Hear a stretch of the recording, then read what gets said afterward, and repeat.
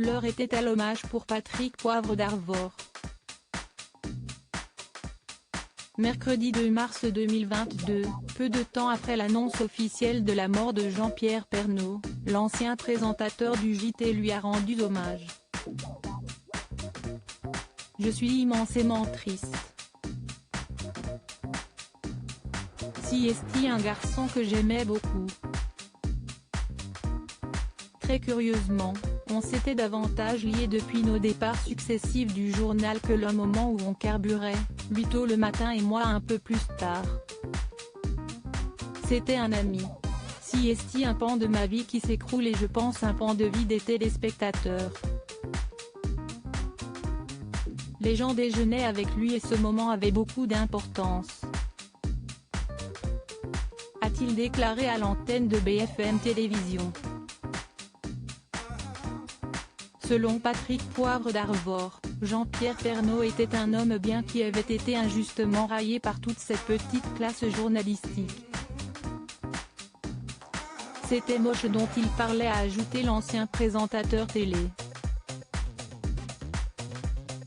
Finalement, PPDA s'est réjoui de la place que Jean-Pierre Pernaut a réussi à prendre. Il a parlé directement au cœur de Français. Il avait commencé en 1988. On se parlait beaucoup, de ses combats très personnels qu'il menait avec beaucoup de courage et de dignité. Je pense très fort à sa femme Nathalie et à tous ses proches. C'était quelqu'un de bien.